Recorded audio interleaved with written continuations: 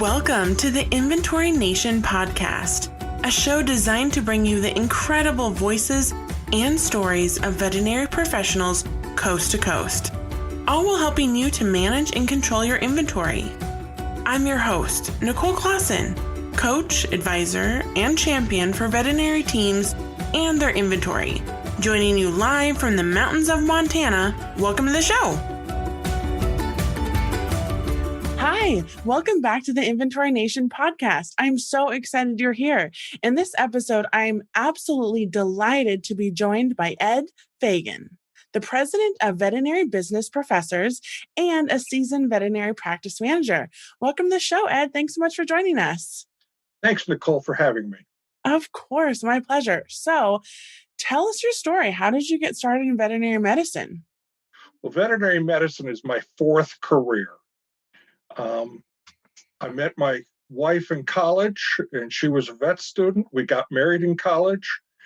Part of that was because I was going into the Army, and it helped determine where we were going to be stationed by saying, hey, my wife's a vet. I can't go to Germany.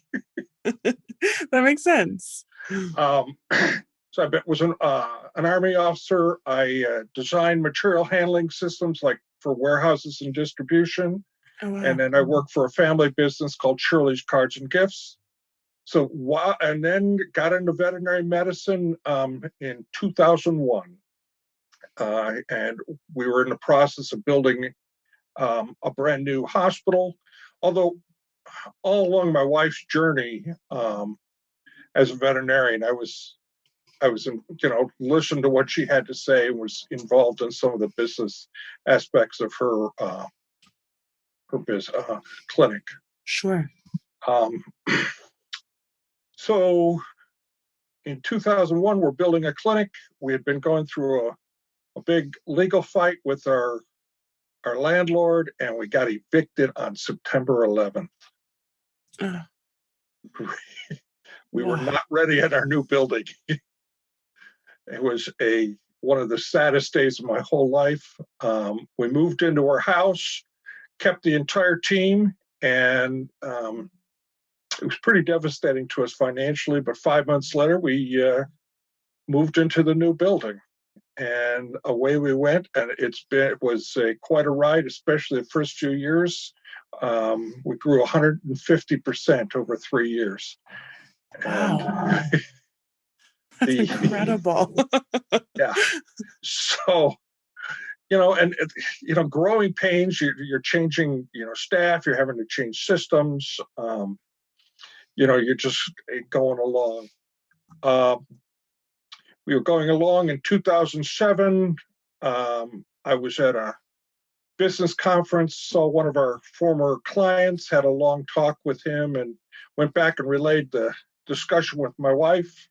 We had been having some challenges at the clinic, and she decided to let go of two of her veterinarians, and the third veterinarian was on maternity leave and decided not to go back. So all of a sudden, my wife was running a 4-doctor practice by herself. Wow. And we were trying to decide how did it go from there, and got involved with the E-Myth. And I'm not sure if you've ever read the E-Myth Veterinarian by Dr. Peter Weinstein and Michael Gerber. We did a 1-year program with that and worked on our values and our systems and trying to get the people to match our practice culture. Mm-hmm. A couple of years later, we opened up a second clinic, and it went pretty well. In 2018, my wife had a health scare, and we decided to sell the practice. So in early 2019, we sold the practice. Since then, I took some time off, and then in late 2019, I got approached to help a new practice owner. She was purchasing a practice, get her going, and I did that for about 6 months. I got a chance to work for two amazing ladies. So one my wife, and one that could have been, would have been in the middle of the birth order of my kids. So, but they were both really, really superstars. That's amazing. Yeah.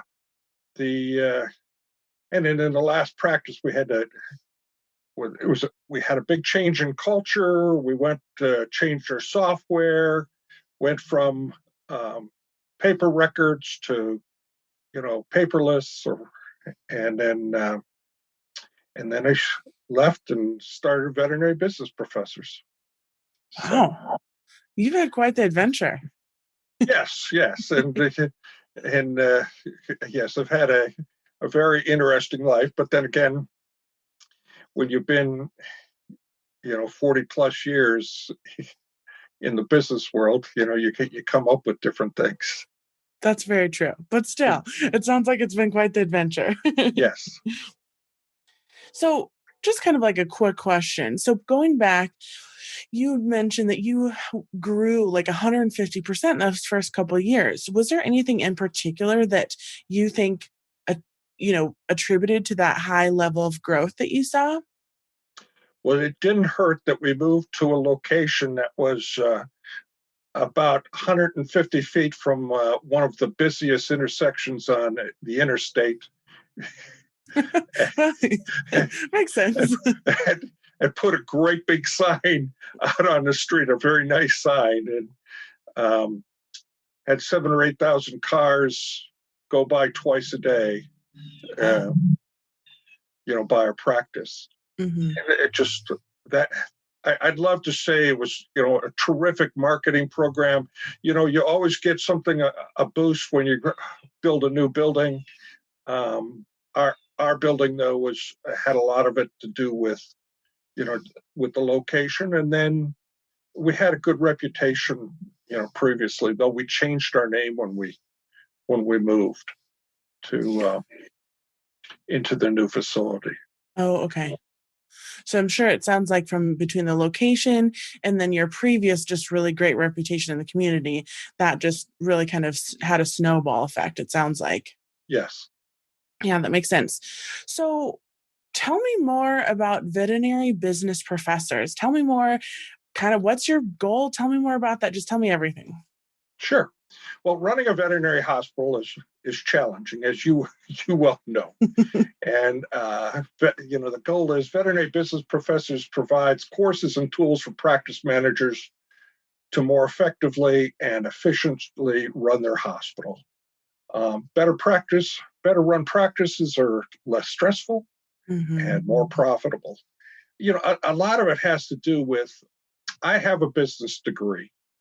And I had experience before I got involved with my wife, but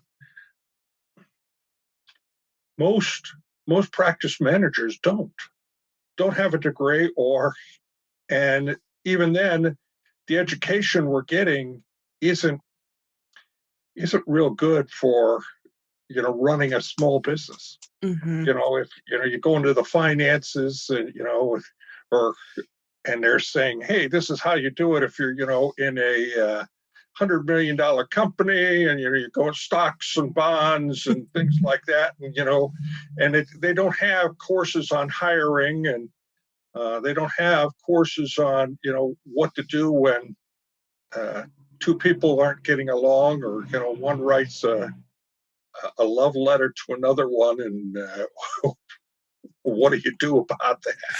Right. Yeah. Yeah. So I'm sorry. The true adventures. story. I have a feeling there's a story in there somewhere. There is. There is. I came back, and I was at a conference, and I came back and I said, "Where's Rick?" And my wife said, "I fired him." And he had written a rather explicit note to one of our staff, and my wife said, that's sexual discrimination, and maybe you better find someplace else to work. Yeah.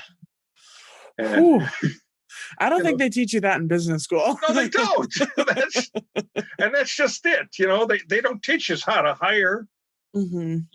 Unless you're going to be getting a degree in HR and you're part of a big HR, department. in Cleveland, Sherwin-Williams. Like one of the young ladies that work for us went to work for Sherwin-Williams in HR. Well, they got 50 people in their HR department. Yeah. Well, we don't have an HR department, or if we're fortunate, maybe we got somebody we can contact, or maybe our payroll service has somebody you can talk to, but they're not going to help you write a job ad. They're not going to tell you that that's discriminatory or things like that. So the idea is to get real practical courses for people to use and make it simple so they can understand it. Yeah, that makes just so much sense. It's like you wrote a course on how to do inventory. And, because even in college, I had a class on inventory, but it doesn't get into the nitty gritty of how to do it. And, you know what you're talking about when it comes to inventory. And it's not shake the bottle and order it when it's low, right? I think I've heard that once or twice before. Yes. And, Yeah. So you need it for some other areas, and we got you're an expert in that. There's some other people that are experts in other areas. Brandon Brashears, I don't know if you know Brandon. Mm-hmm. For marketing. Danielle Lambert and Cheyenne. We're doing social media, and there's some other people with the social media. But some of the other things there hasn't been courses for. And I'm hoping to, develop some courses like that and make it real practical so that they can develop a system, use what I come up with and then modify it for their specific needs, because not every clinic is the same either. Right, exactly. Yeah, I think, not only is there kind of like a lack in that practical, there's like a gap in that learning for the practical applications of things, especially operationally, right? I feel like there's just not a lot of like operational stuff out there. And then on top of it, one clinic who's in rural Montana as a cattle practice is going to do things wildly different than a specialty center smack dab in New York City. So I think not only is it like the what, but then how do we apply it specifically, to our unique practice is huge. Right. So there's certain themes that, my idea is to come up, give them ideas, and then modify it for their specific needs. Because, like you said, a cattle practice in rural Montana is going to be a whole lot different than that specialty. When my wife and I got first married, she did an externship in the heart of dairy country in Pennsylvania. And I hadn't gone into the Army yet, and I ended up working on a dairy farm for 2 months. And while she worked at a mixed animal practice. So, I was a city boy. So I learned a lot of practical things that a city boy didn't know about. How to milk cows in a winter and in that. So it's coming up with things that are practical that help fill those gaps that you have. Even the MBA courses, they're mainly made for larger businesses. They're not looking at they'll teach you certain tools, but sometimes they're not real practical for a smaller business. And the other thing too is the vets, they're not getting any business training in vet school. No. So it really adds that extra layer of complexity there. Right. Yeah. So that's amazing. So how's the entrepreneurial journey been for you so far? Do you enjoy being an entrepreneur? Like, what has that kind of process been like for you? Well, it's been very slow. I'm taking my time doing it. And a lot of it is just staying focused. There's been a lot of different things going in our life. Unfortunately, in my family, my father-in-law, my mother, and my uncle all passed away due to COVID. Oh, I'm so sorry to hear that.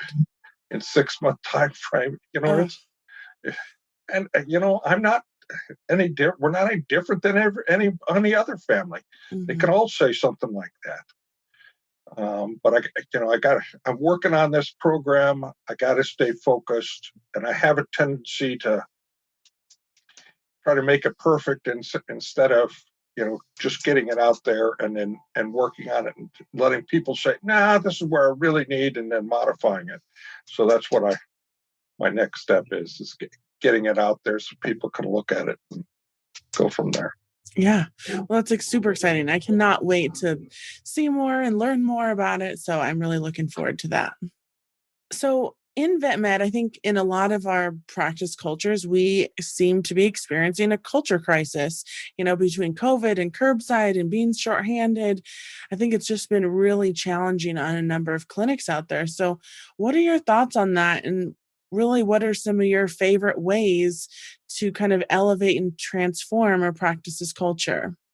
Well, I think a lot of it has to do with the leadership Hmm. and just providing, a strong, positive leadership for everybody.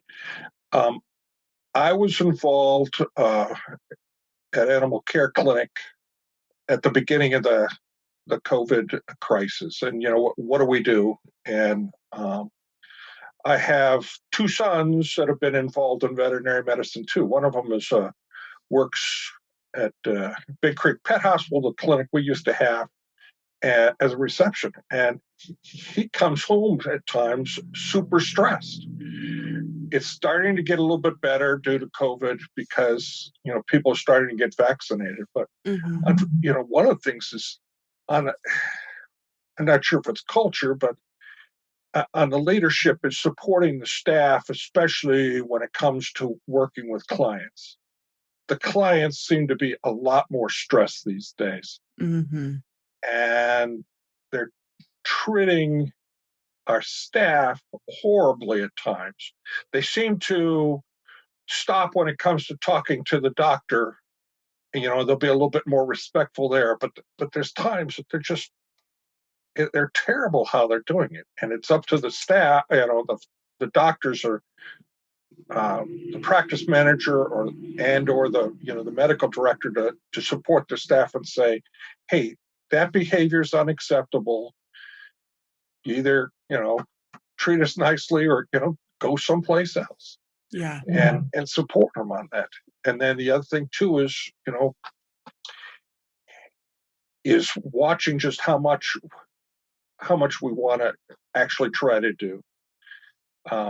Right now, owners are worried, like, okay, if I don't see this client, they're going to leave me and go someplace else, and this is the only time I can do it. But at the same time too, they got to balance that off with, I'm killing my staff. Hmm. And it's one thing for the doctor to be working long hours. It's another thing to be working somebody that's barely making it financially, um, on how much they do. And we got to. It's a balancing act. But a lot of it too decides on is making sure that everybody is working for a common goal with common values, and with supportive leadership. Yeah. There's so much to be said, I think, for having common values and really hiring for those values and really kind of just holding steadfast to those. And sometimes it might seem like, woo woo to have like values or a mission statement or a vision. But I think it's so imperative to have that as a foundation because, if we don't, call out our values, how do we know what is against our values or, not for them? So I think absolutely to your point that just establishing those values and that groundwork and the foundation of your practice is so important and can help you make every decision, because if you're like, okay, I value my team and their well-being, if you have a client who's like being a Yes. what, you know, then you can immediately be This is like, a okay, family show, but right, right.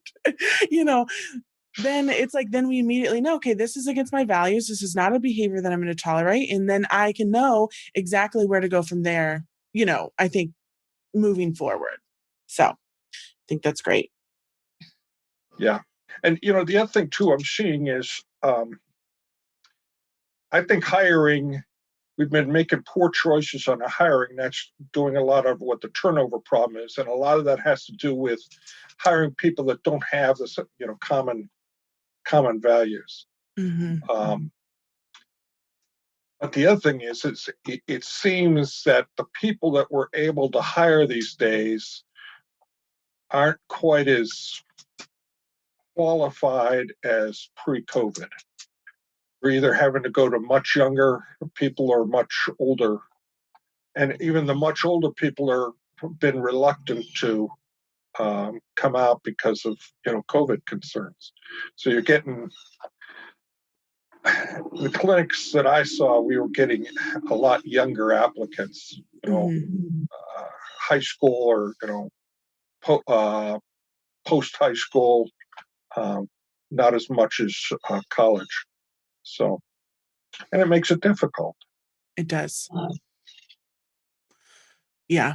I think especially because, when you're in a clinic, it's like that emotional intelligence aspect is so important, and having that experience. And, because even as a receptionist or a CSR, you're handling and navigating so many big emotions on a daily basis from between the team and, the pet owners, that there's just a lot going on. And so I think, having that strong leadership and having good training programs and, really just impacts a practice, I think, in a lot of different ways. Let me give you one example in the last practice I was at. The previous practice owner ran a very successful, highly profitable practice, but he was tough to work for. Mm-hmm. And he didn't tolerate mistakes. And, he called me the hired gun. And, in some ways I was. His wife had been the previous practice manager, nice lady, very intelligent, but they ran it one way. And I mentioned to the previous owner that, the new practice manager was getting the value of $200,000 worth of mistakes that I had made over my lifetime. And he looked at, does Dr. Snyder know that you've made that many mistakes? And it was like, yeah, she does. It's like she's getting the benefit of those mistakes. But he was like, you're not allowed to make mistakes. And sometimes if you're not making mistakes, that means you're not trying new things. Mm-hmm. Or not tolerating people when they did make a mistake. And there's a lot of them were just little things, but it was and that was some of the things that we changed in the culture. And the new owner was really an amazing young lady that did a great job. So yeah, I think, because if you're not making mistakes, you're not, like you said, you're not trying to do things, and so you're probably not learning, and you're probably not growing. And I think I don't know. It's like, what is that saying? Like, it's more important to try and fail than not try at all. I yeah, mean, of course, there's some failures that you probably, are worse to make than others. But, sure. I think trying stuff and learning and growing is all part of the human experience. I'm sure that when you did your inventory, when you first started as an inventory manager, it's not the same way that you do things now, because No.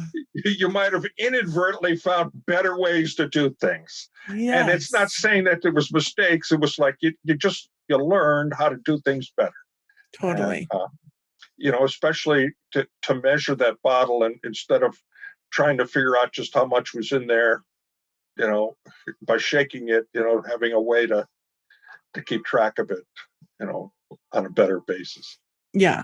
Oh, I'll be the first to tell you, I definitely made some mistakes managing inventory in the beginning, but now I very quickly learned from those mistakes, and I made sure to check the quantity that was actually being ordered versus the case, like what I was actually going to be receiving. So, there is some value to Yes. that. Yeah, it sounds like I had a story there too. Oh yeah, one or two. Thankfully, I never went the opposite. So like instead of ordering a case, I ordered like 14 cases. Thankfully, that never happened. But there was one where I thought I was ordering a box and I ordered one. Like one time I just got one catheter cap, so that one was fun. Um, but I think, yeah, it's just like I like to mention these mindset, of like trying stuff and like learning and growing. Cause I think not only is it fun, but I think that on the other side, it's really important that we have practice culture that supports us in like, that making a mistake is not the end of the world. It's kind of like, okay, whoops, we made one. Now, where do we go from here? What do we learn from it? How do we prevent it again? Because we're human, and I think there's like so much that goes into it, but it's all an adventure. I'll give you one other idea. It prior to COVID, we would do fun things with the clinic. We'd take them to a baseball game. We went bowling, different things like that. With after COVID, that was a lot more difficult. Hmm. But the practice had one lady designated as director of fun. Oh, I love that. You know, and she would periodically do things just to boost the morale at the clinic. She didn't Hmm. have a great big budget, but just little things to help everybody go, and that helps. The Yeah, other, not to mention too, periodically just bringing in food. right. Right. I mean, like food is a great equalizer, right? That's right. But when you don't have your reps coming in bringing the food that that again, one of the problems with COVID, then it's up to your somebody on the team to step up and bring in the. My son has brought in a couple times Cinnabons, for the rest of his the staff, and he's actually as CSR. He's not in a management position. He just does it because he likes the rest of the team. Yeah. That those things help, and that identifying, and that's up to the leadership though, that they can identify that a little bit more, and making sure that they understand, that the staff understands that people appreciate what they're doing and back them up on decisions. So Yeah, I 100% agree. It's just, we spend so much time at work. So, like, let's make it as functional and productive and, well that we can. So as kind of an experienced practice manager and going into, being the founder of Veterinary Business Professors, what are some of the aspects of management that you're most passionate about, that you're always trying to teach and lead people on? What are kind of some of those areas for you? well, continuous learning has to be. I got my bachelor's degree probably before you were alive, and and I've taken some master's level courses, but I've done it. You got to constantly keep sharpening the axe to stay up with things, because things have changed, and that's why veterinarians are having continuing education, and some just go just to hit the requirements, but others go because they want to learn something new. And you can see that by the practices. Are they cutting edge, bleeding edge, or are they, waving goodbye because they got left behind? So you got to be a lifelong learner, and you got to instill that in your entire team. Mm-hmm. I think that the other thing too is willing to change. I know that you've talked to that. Change management. We instilled that in our team. Being willing to change. We would talk things through, and get buy-in. But you had to have a mindset that the way things are done is not necessarily the way things should be done, and go from there. Yes. So those are, I could go on and on and on, but I think the change management, the continuous learning, those are real biggies. Yeah, I would have to agree with you there for sure. Because change doesn't have to be scary, and it can be good and exciting. And I think I'm one of those people that I like change rather than like I don't like to do things the same way that I've always done because I'm like, okay, there's got to be some way better. So I'm probably like on the opposite end of the spectrum where I love change, but I think even if you're not as big a fan of change, that it doesn't have to be like scary or bad, because it's like then I feel like it opens up the idea of the possibility, and then it's exciting because I'm like, okay, what if we could make this better? And like it doesn't have to be as horrible. That's what I always say about inventory. Like inventory doesn't have to be awful, like it doesn't have to make you want to, pull your hair out. So I think, yeah, I think change can be good and exciting and fun. And part of that is too with the change is is be willing to make mistakes. Try something. You test it out, and maybe it'll work or maybe not. And if it doesn't work, okay, that's one thing it didn't work, and let's move on to the next ideas. And that was something that I've done. I've made a lot of mistakes, or as I guess I think Thomas Edison, when they asked him things, he says, "Yeah, I tried to found 100 ways that didn't work before I came up with the right solution." And even since then, let's just take the light bulb, how much has changed since then, and just in the last 10, 15 years, how much the light bulb has changed. We're gone from incandescent to Now we got smart bulbs. right, to LED smart bulbs, and and we had everything in between too. Yeah. I know. And now I can't imagine that. Now I just, talk to my, tell it what to do. Right. Google, or Alexa do this, or Echo do that, or if you're on Google, I don't know what the Google command is. I would do it, but I have Google products, so then it's going to start to think that I'm trying to tell it something to do. I've had that, yes. I'm like, no, wait. I'm not trying to get you to do anything right now. Just pump the brakes.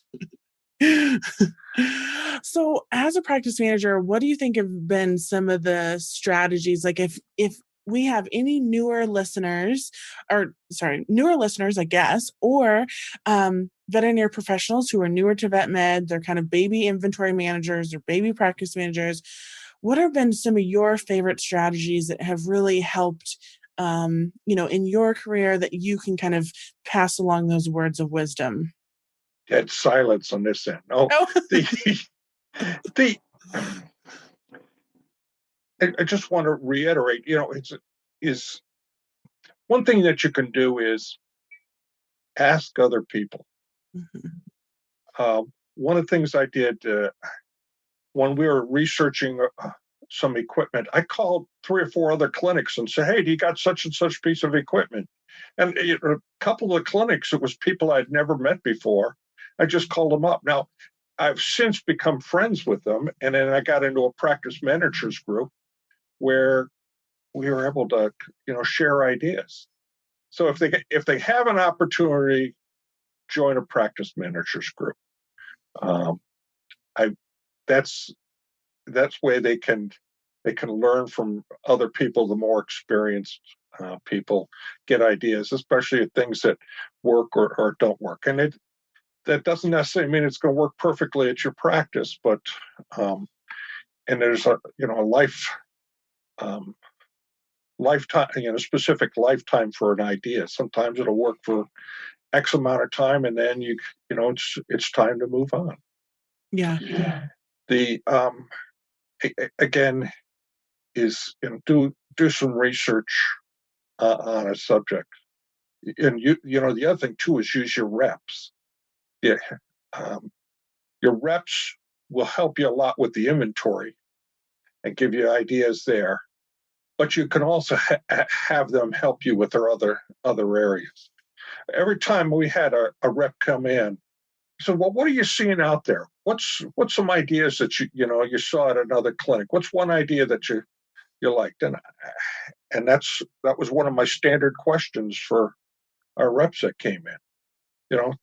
They're there to sell you something, but the ones that you developed a relationship with, they would be more likely to give you some ideas and say, "Hey, this is it." The other thing too is they also could give you some ideas on how your staff was doing on the way that they were treated when they came in. So now, again, that's a little tough with the COVID, but again, it'll happen again once we open up.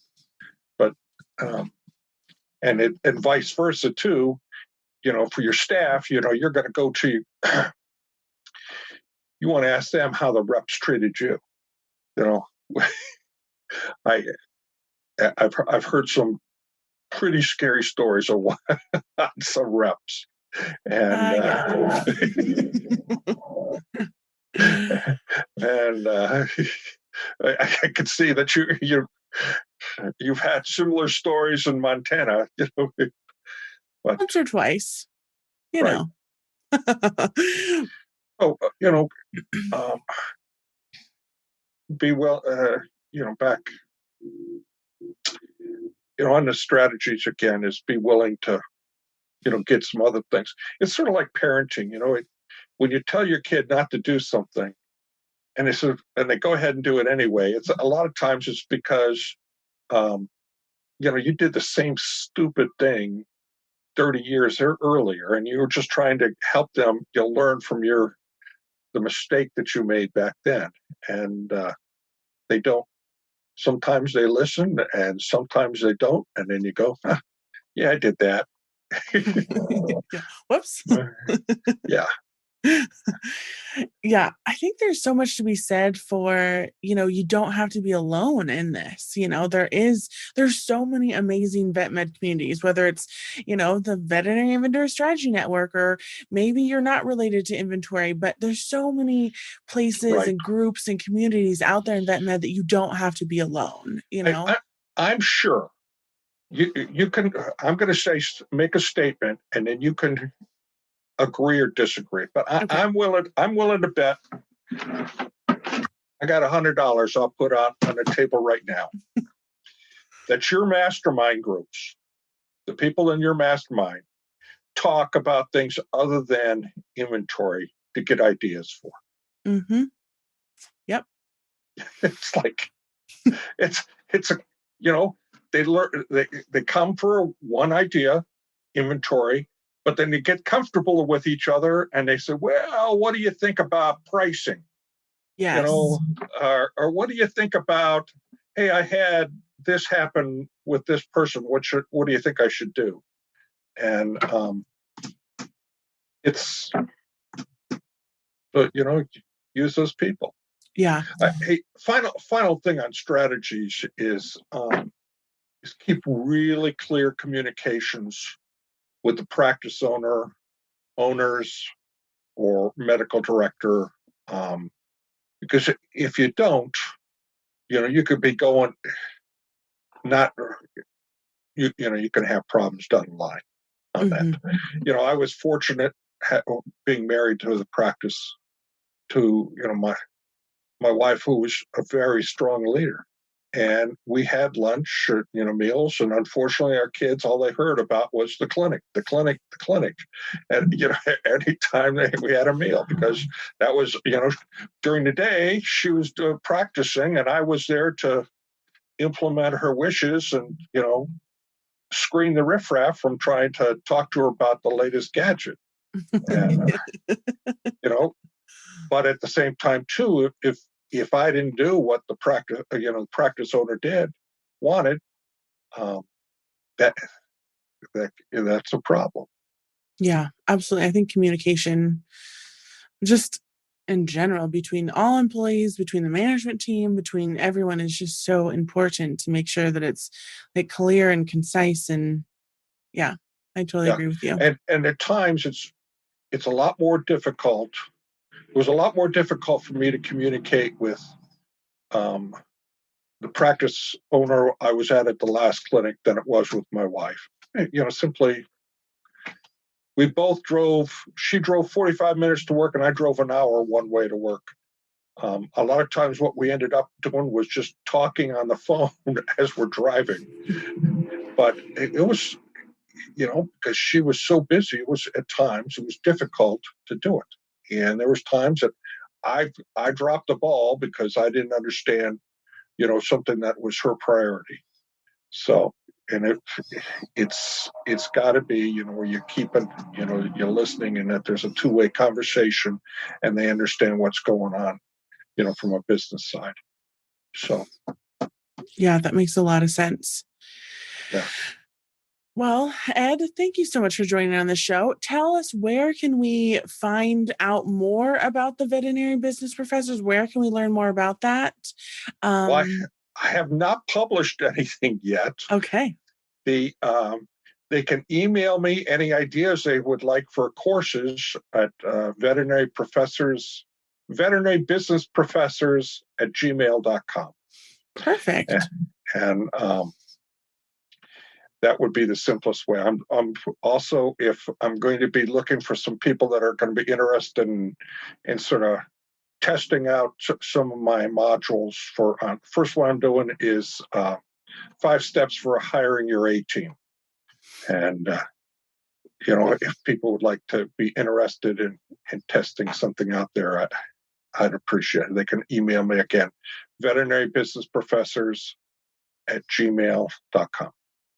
Awesome. That sounds like really exciting. So, well, Ed, thank you so much for joining on the show. I really appreciate it. And it was such a pleasure speaking with you. And I can't wait to learn more about your new adventure. Thanks, Nicole. Of course. Have a great week. You too. Thank you. Bye. Bye. Thank you so much for listening to this episode of the Inventory Nation podcast and spending your time with me. I know your time is valuable and in short supply, so it truly is an honor. If you've enjoyed this episode, please subscribe or leave a review. Be sure to visit vetlogic.co/podcast to access the show notes and discover additional links and resources. See you next time.